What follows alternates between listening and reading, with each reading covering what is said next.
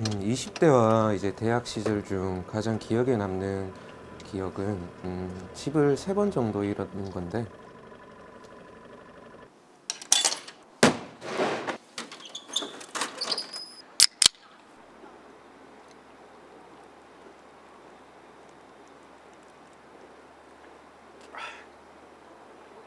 그럴 때마다 이제 학교 창고에서 지내며 그림을 그려왔었죠.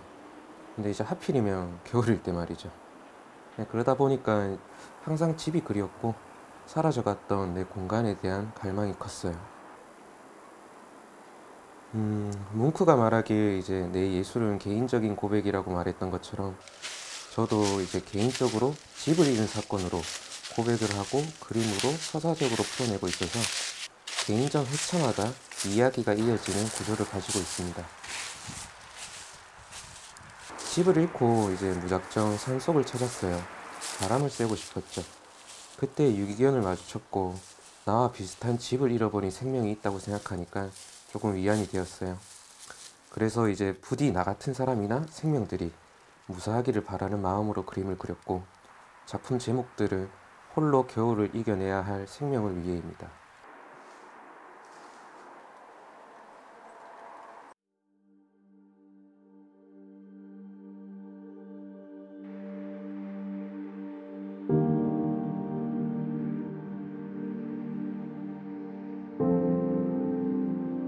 새벽 일을 마치고 집에 도착했는데 집주인 때문에 방에 들어가지 못했어요.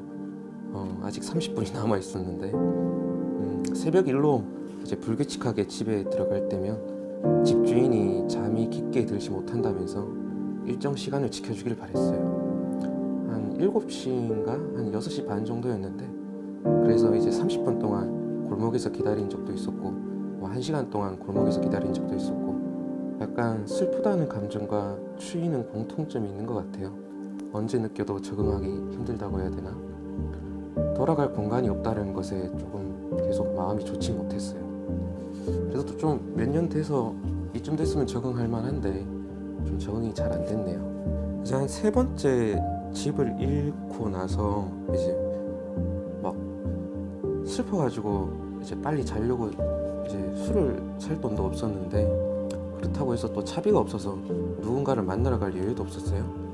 그리고 또 불면증도 심했기 때문에 목적 없이 길을 걸을 때가 참 많았어요. 누구도 만나러 갈 수도 없고, 그렇다 보니까 남들과 그 나이대에 공유가 되지 못한 마음 때문에 되게 슬펐죠. 그래서 뭐 작은 충격도 여러 가지 감흥도 잘 없었는데, 조금 서글펐던 거는 이제 그 다음날 설날이었기 때문이죠.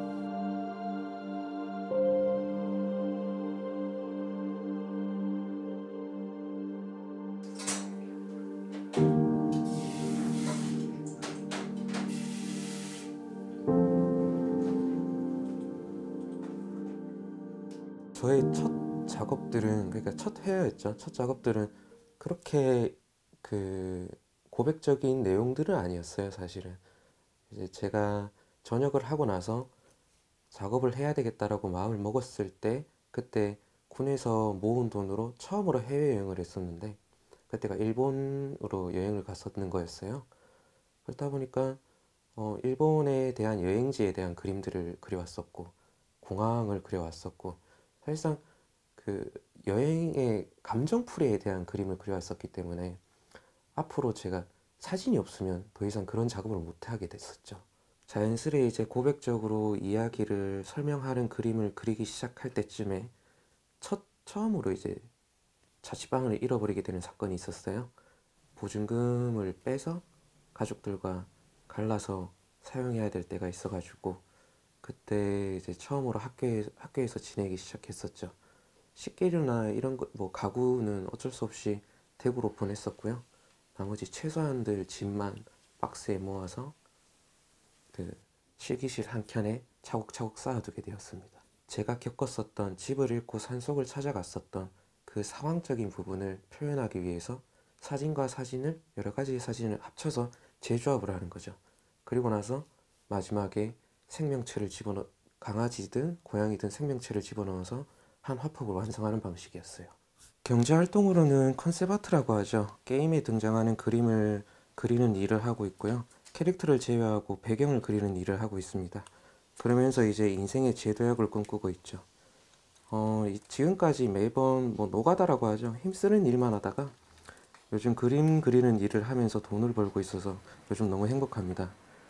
사실 이제 회사를 다니면서 작업이 되냐라는 질문을 많이 듣는데 저는 사실 항상 직업은 있어 왔었기 때문에 큰 뭐 문제는 안 된다라고 생각해요.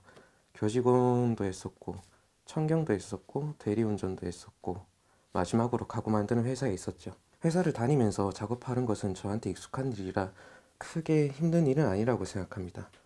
앞으로 꿈이 있다면 이제 회차별로 이어졌던 제 개인전의 내용을 토대로 책을 만들어 보고 싶어요.